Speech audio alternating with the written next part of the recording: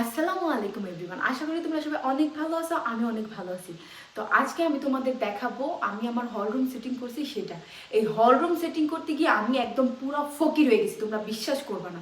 আমার কাছে যা টাকা ছিল মানে জমানো আচ্ছা যাই হোক, সত্যি কথা মুখে দিয়ে বাইরে হইছে। যা জমানো ছিল একদম মানে সব। আমার মানিব্যাগ থেকে যত টাকা পড়ছে চুরি করে নিছে সবগুলো এখন প্রমাণ মুখ দিয়া ফুটুস করে বাইরে হয়ে গেছে।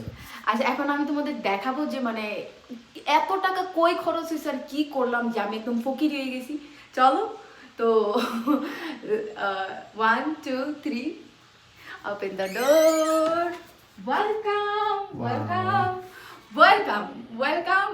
This is my new hall room and এটার যে কার্পেট থেকে আলমারি থেকে পেন্টিং থেকে পর্দা থেকে সোফা এভরিথিং আমি নিজে মানে চয়েস করছি একটা একটা করে। এই যে এখানে শোপিসগুলো দেখতেছো না, এইগুলো আমি একটা একটা করে চয়েস করছি, তোমাদের অন্য ভিডিওতে দেখামু।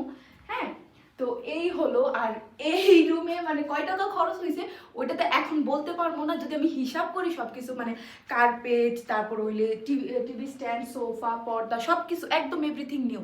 তারপর রুমও কালার করা হয়েছে।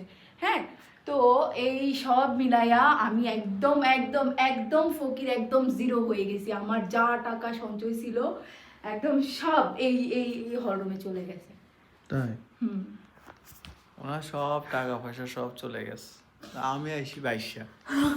সিরিয়াসলি মানে বিশ্বাস করবা না। আচ্ছা কেমন হয়েছে কমেন্ট করে জানাইও যে আমার মানে আমার ডেকোরেশনের চয়েস কেমন। আমি তোমাদের আরেকটা ভিডিওতে বলছিলাম যে আমি চাইলে ইভেন্ট ম্যানেজমেন্টের কাজ করতে পারবো, তাই না?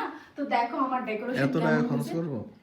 আমার ডেকোরেশন না, ইভেন্ট ম্যানেজমেন্ট ওটা তো আলাদা। এটা আর কি ডেকোরেশন করছি সবকিছু মানে এক একটা জিনিস আর কি আমি নিজে চয়েস করছি। পর্দাও নিজে গিয়ে দেখছি, সোফার কালারও নিজে চয়েস করে দিছি, তারপর হইলো কি পেইন্টিং এভরিথিং মানে এই রুমে যা আছে A to Z সব আমার চয়েস। তো কেমন হয়েছে আমার মানে হল রুমটা কেমন ডেকোর হয়েছে তোমরা কমেন্ট করে জানাইও। আর কোনটা কত টাকা আর কত টাকা খরচ হয়েছে সেটা তোমাদের ইনশাআল্লাহ একটা ভিডিওতে বলবো। Okay, tata, bye bye, I love you.